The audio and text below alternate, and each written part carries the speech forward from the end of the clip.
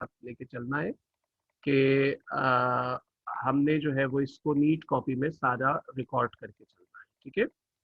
अच्छा, और इसके हवाले से जो वर्कशीट दी जाएंगी वो भी इसी के साथ आपने पेज पर रिकॉर्ड कर दी है। मैं कुछ ये स्टूडेंट इंटर हो रही है। हाँ, अब वो यार वो टॉपिक है ही नहीं इत्तेसाम, तो इसलिए उसको स्किप किया गया, ठीक है, याद रखिएगा। अच्छा, तो आगे चलते हैं, इसके हवाले से आज थोड़ी सी बात कर लेते हैं। न्यूक्लिक एसिड की डेफिनेशन है हमारे पास सबसे पहले कि न्यूक्लिक एसिड क्या होते हैं। Nucleic acid are the nitrogen based compounds, पहली बात। अ, ये वो तमाम के तमाम कंपाउंड हैं जिनमें ये भी हाइड्रोकार्बन ही क्लासिफिकेशन में आते हैं, लेकिन इनमें नाइट्रोजन मस्ट होगी। कल आपने जो बात पढ़ी थी उसमें ऑक्सीजन जो था वो एक रोल प्ले कर रहा था हाइड्रोकार्बन के साथ। आज आप नाइट्रोजन के हवाले से बात करेंगे। इसमें आप न्यूक्लिक एसिड को हम ये कह सकते हैं कि वाइटल कंपोनेंट्स होते हैं ऑल लाइफ के। लाइफ की आइडेंटिफिकेशन इन्हीं से होती है, nucleic acid. Long chain molecules होते हैं इनमें। ये जो है मैक्रो मॉलिक्यूलर स्ट्रक्चर होते हैं, और याद रखिएगा कि इनमें न्यूक्लियोटाइड्स की शक्ल में छोटे छोटे यूनिट जो है वो अटैच। इनमें हमारे पास तीन कंपोनेंट आते हैं, आपकी बुक में भी इस पे दिया हुआ है। उसकी ही समरी हमने यहाँ पर आपके पास लिख दी है। नाइट्रोजन बेस, पेंटोज शुगर और फॉस्फेट ग्रुप। याद रखिएगा, न्यूक्लिक एसिड तीन कंपोनेंट से मिलकर बने हैं, ठीक है। नाइट्रोजन बेस, पेंटोज शुगर और फॉस्फेट। तो ये तीन चीजें होंगी किसी हाइड्रोकार्बन में जुड़ी हुई, तो वो हाइड्रोकार्बन न्यूक्लिक एसिड कहलाए, ठीक है ना। उसे न्यूक्लिक एसिड जो है वो हम कंसीडर करेंगे। तो ये बड़ी अहम बात है कि न्यूक्लिक एसिड जो है वो नाइट्रोजन की बेस पर जो है वो काम करते हैं। नाइट्रोजन इनमें as a basic component use होता है, लॉन्ग चेन मॉलिक्यूल्स होते हैं।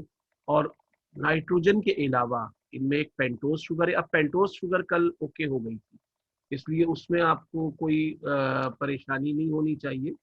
पेंटोज शुगर जो था वो हमने देखा था कि ऐसी शुगर थी जिसमें 5 कार्बन जो थे वो अटैच, ठीक है। तो 5 कार्बन वाली जो है हमारे पास पेंटोज शुगर इसमें अटैच होती है, फॉस्फेट ग्रुप अटैच होता है। तो ये बात याद रखिएगा कि हमारे पास न्यूक्लिक एसिड में ये तीनों चीजें मौजूद, nitrogenous base, pentose sugar, phosphate group. इसे आप अपने पास नोट कर लीजिए ताकि इसमें आपको किसी किस्म की कोई प्रॉब्लम ना हो, ठीक है। याद रखिएगा ये कि ये तीन बातें आपने जब भी पूछी जाएंगी न्यूक्लिक एसिड की डेफिनेशन में तो जरूर लिखनी है। तो इसे अपनी कॉपी पे भी नोट कर दीजिएगा। अच्छा, न्यूक्लिक एसिड हमने बताया कि लाइफ की आइडेंटिटी है। दूसरी बात हमने जो बताई, यानी जहां लाइफ होगी वहां न्यूक्लिक एसिड, और न्यूक्लिक एसिड के बगैर हम लाइफ कंसीडर नहीं करेंगे वहां पे, ठीक है। यानी चाहे वो प्लांट हो, चाहे वो एनिमल हो, चाहे वो कोई भी ऑर्गेनिज्म हो, अगर आप उसे लिविंग बीइंग कंसीडर कर रहे हैं तो फिर न्यूक्लिक एसिड जो है वो लाजमी होगा उसमें। तो ये आपने याद रखना है, ठीक है। अच्छा, इसके बाद थोड़ा सा स्ट्रक्चर पर आ जाते हैं कि न्यूक्लिक एसिड की दो टाइप, एक डीएनए, एक आरएनए।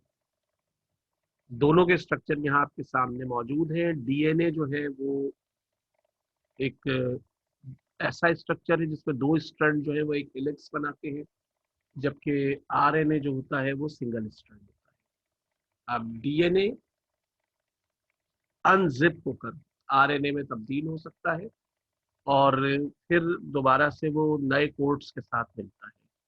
यही वो कोड्स हैं जिनको हम अगर जानते हैं, जिनके बारे में अगर हम समझ लें अच्छी तरह, तो हम किसी जानदार के बारे में तमाम उसकी प्रॉपर्टीज, तमाम कैरेक्टरिस्टिक्स को, तमाम जेनेटिक इंफॉर्मेशन को ले सकते हैं। यानी तमाम जेनेटिक इंफॉर्मेशन इनमें शामिल है। तो किसी भी न्यूक्लिक एसिड के स्ट्रक्चर की स्टडी जब भी आप करते हैं तो आप दरअसल किसी इंडिविजुअल की जेनेटिक कोड्स की या उसकी जीन की स्टडी करते हैं।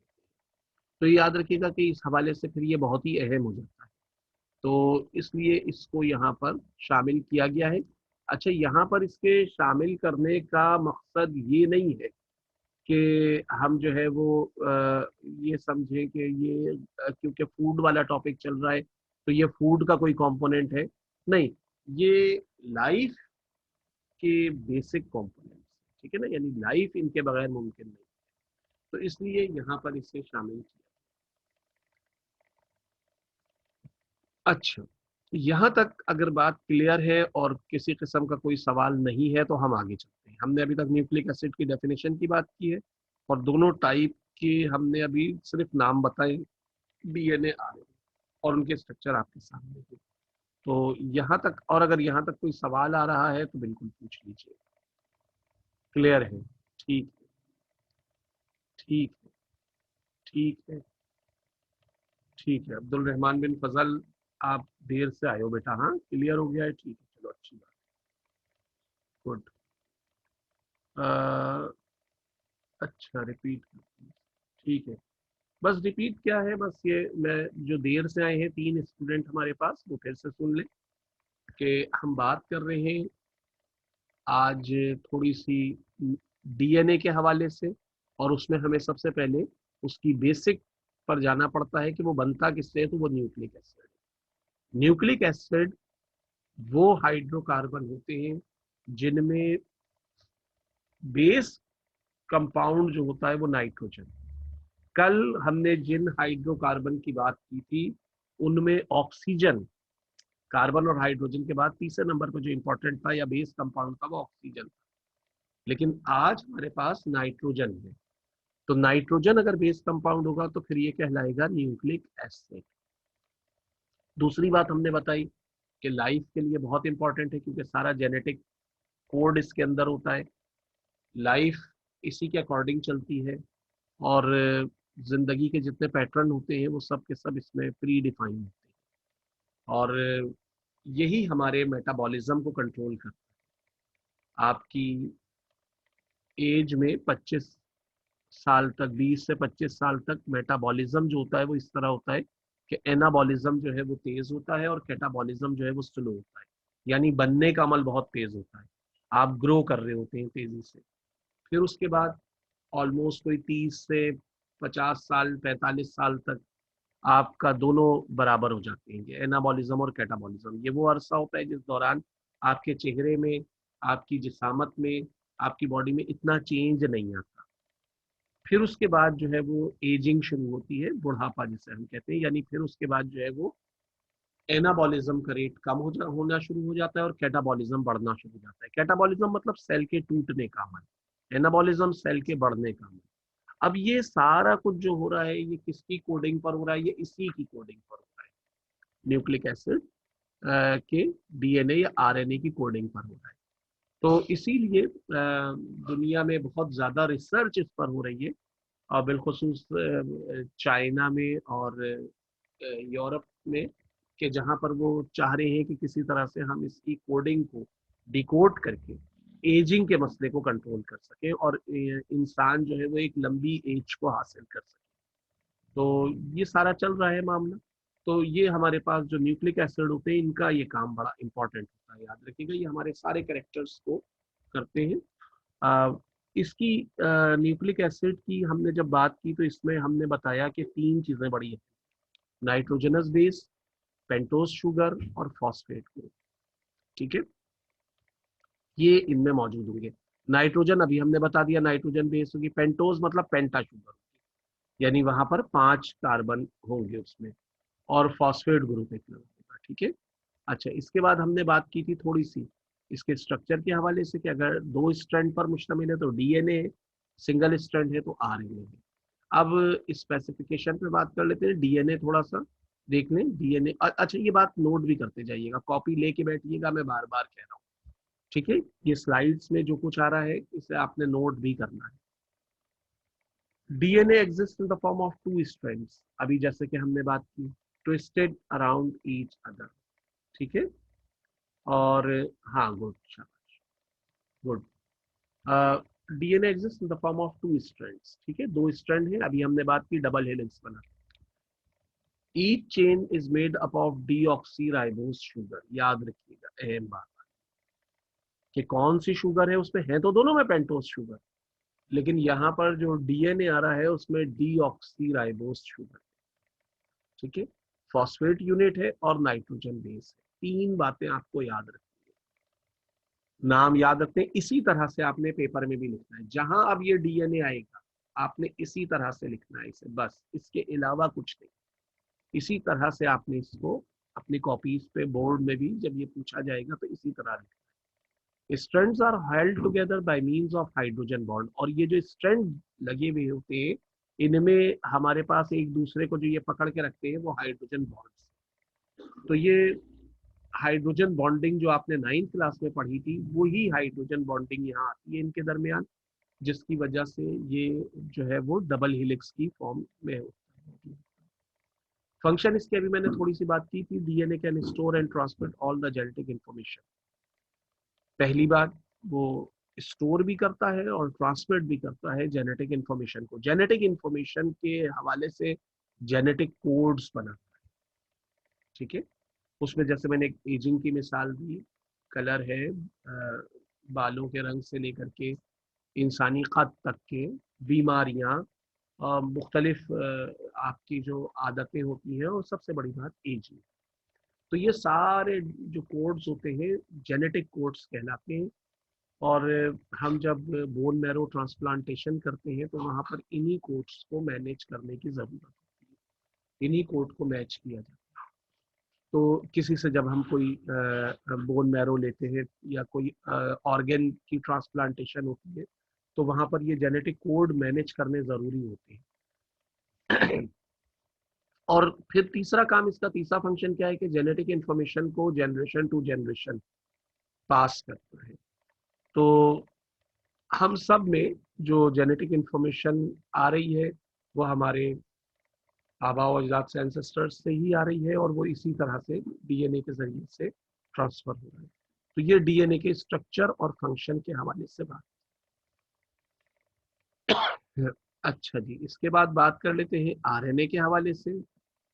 डीएनए से आगे चलते हैं, ठीक है। आरएनए, आरएनए की हेडिंग डाल करके इसको भी इसी तरह से लिखना है अपने copy. RNA exist in the form of single strand, इसमें सिंगल स्ट्रैंड है।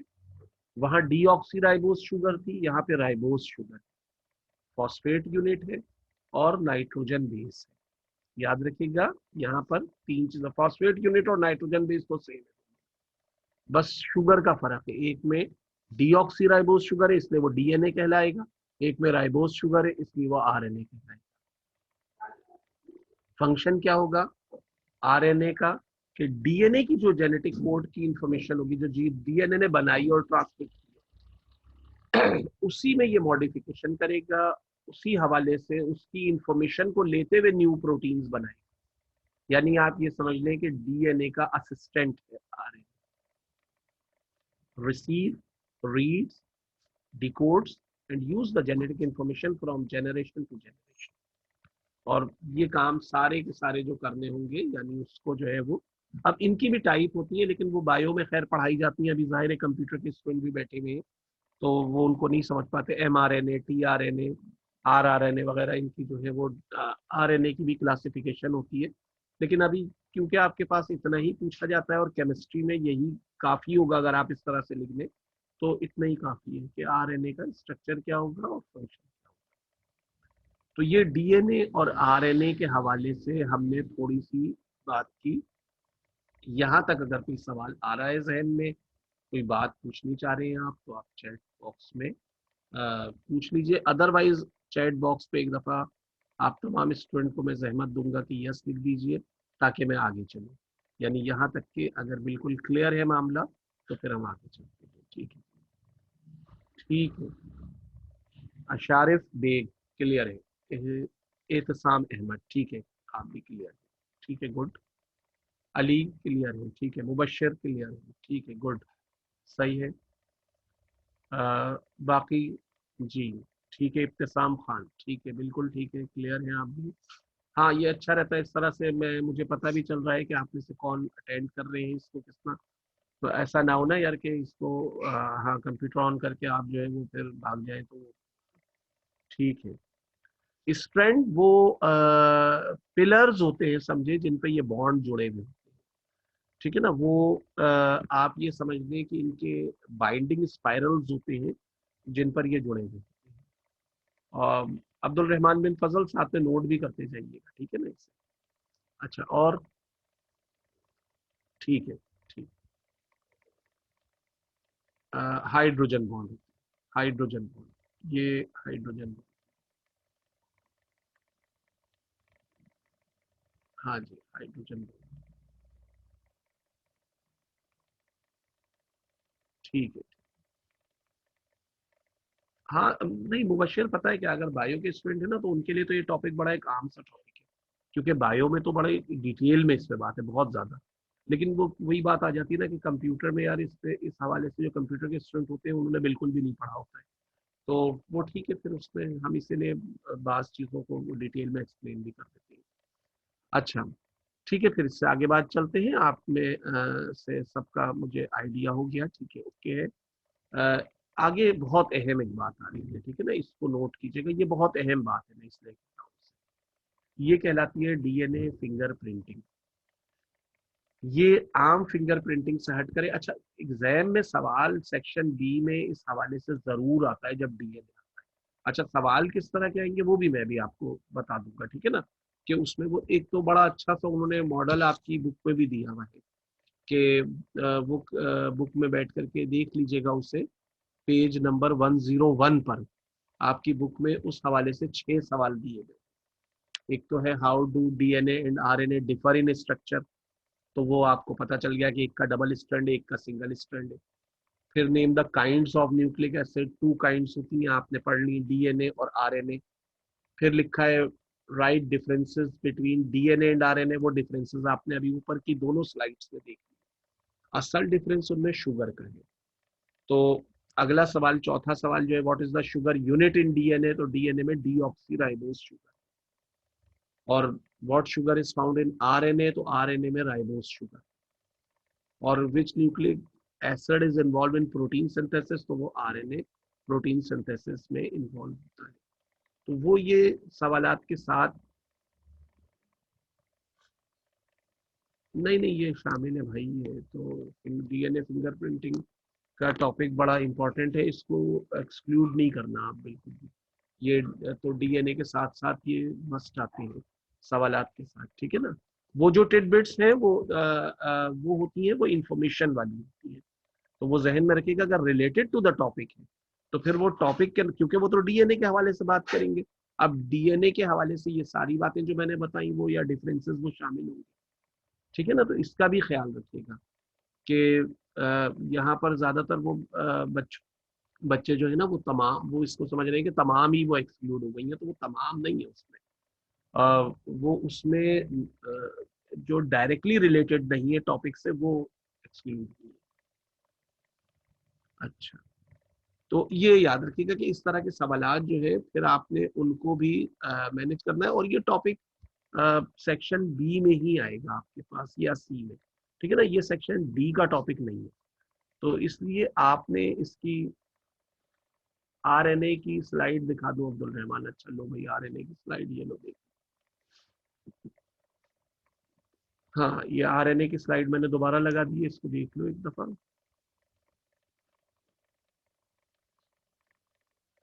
नहीं, लीच क्लियर इंक्लूड नहीं है,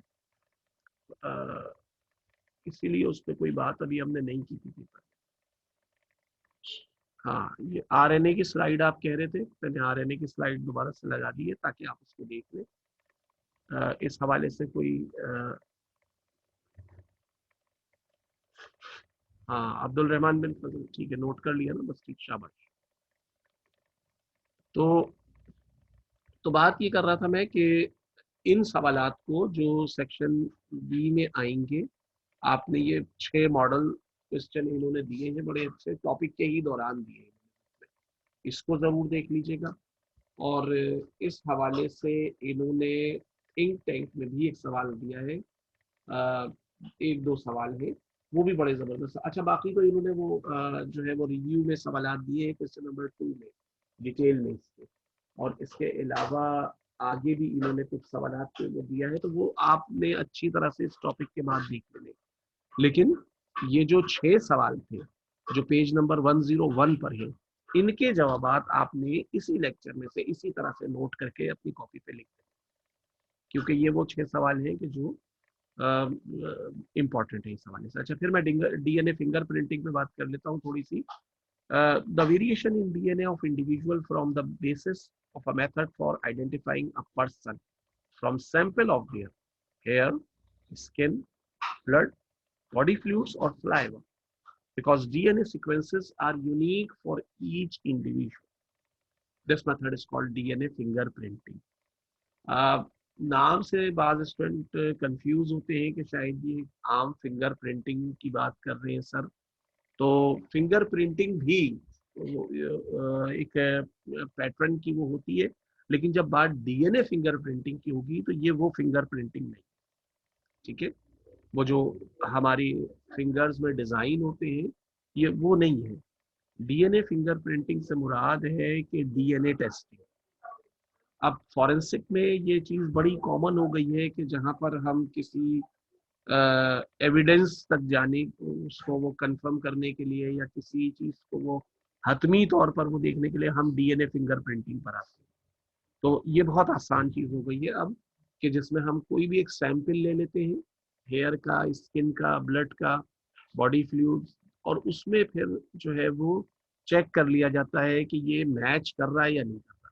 ये प्रोसेस किया जाता है ट्रांसप्लांटेशन के दौरान, डीएनए की टेस्टिंग जिसे कहते हैं। जी बिल्कुल अब्दुल रहमान, वो आम लफ्जों में उसे वो डीएनए की टेस्टिंग लोग कहते हैं ना, कि डीएनए टेस्ट। वो असल में केमिकल लैंग्वेज जो है उसकी, या साइंटिफिक वर्डिंग में उसको हम डीएनए फिंगर प्रिंटिंग कहते हैं।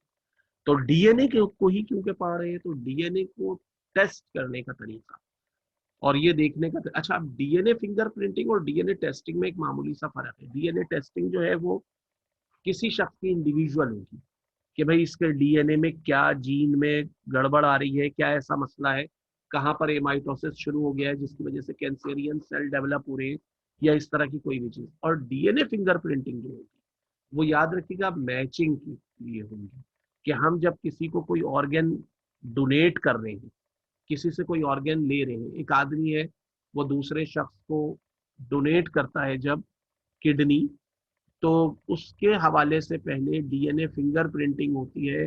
दोनों के बॉडी फ्लूइड्स को, टिश्यूज को मैच करके देखा जाता है कि जो है वो आ, ये एक दूसरे को एक्सेप्ट कर लेंगे, इनके कोड मिलते जुलते हैं या नहीं। ये this is called DNA finger printing, ठीक है ना, कि जहां पर हम उसकी मैचिंग के हवाले से बात करते हैं।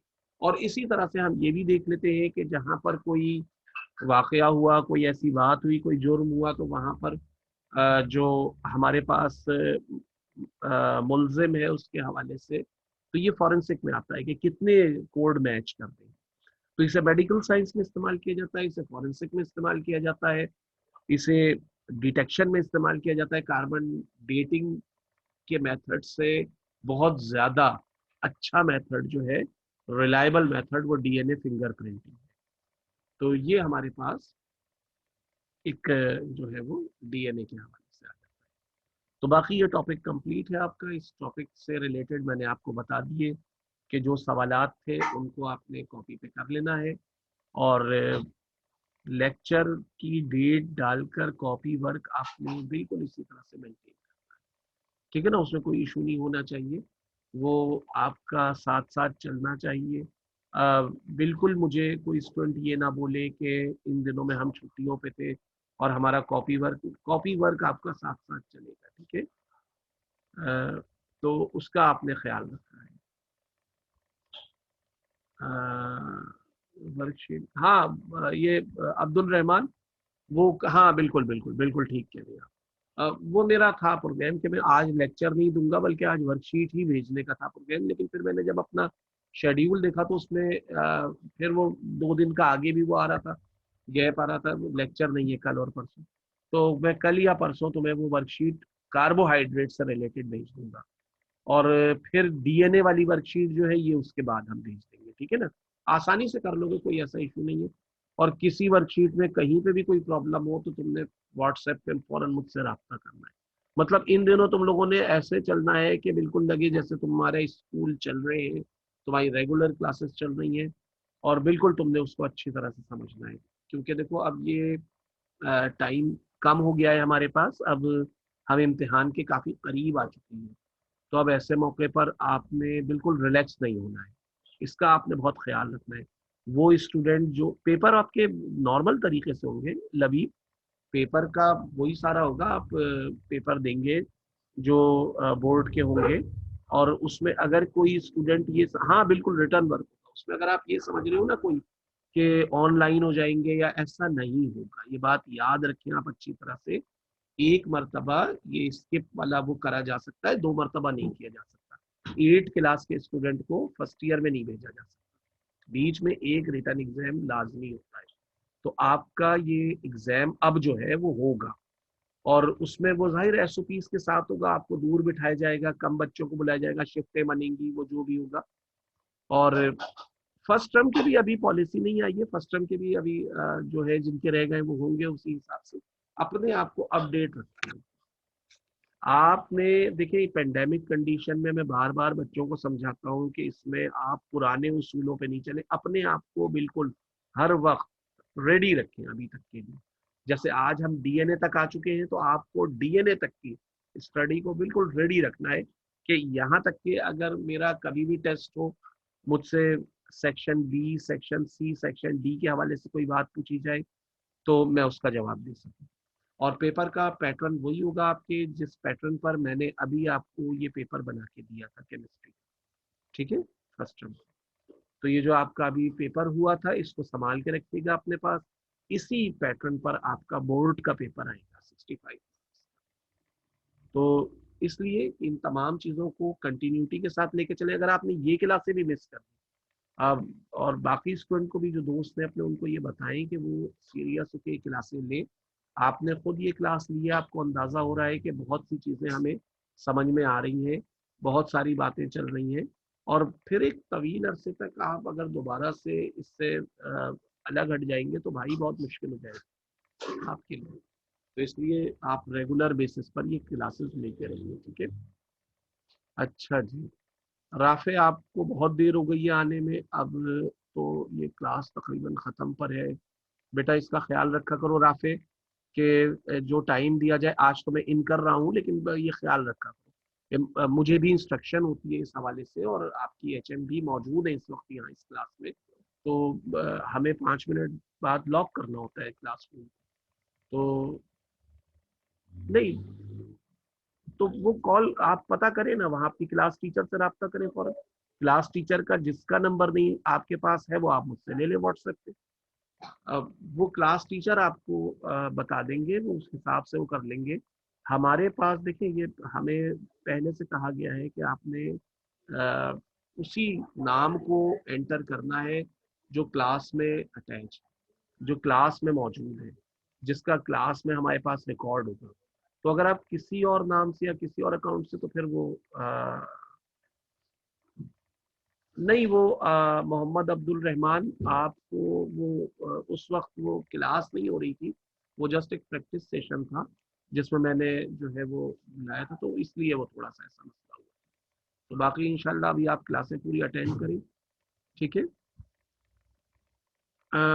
कहाँ देखा था तुमने? अच्छा, ये जो अभी आया था रीडिंग द कोड, जो अभी हमने आरएनए में, हाँ हाँ हाँ हाँ, अब्दुल रहमान, आरएनए का कोड रीड करने से मुराद ये है कि वो उस कोड को समझेगा, वो उस कोड को, उस पे जो भी जेनेटिक इंफॉर्मेशन है उसको नोट करके अगले कोड बनाता चला जाएगा उसी हिसाब से। यानी उसने, ये बिल्कुल ऐसा है जैसे फोटो स्टेट होती है कि हमने एक मेन पेज को रखा हुआ है और उसकी फोटो स्टेट निकाल रहे हैं।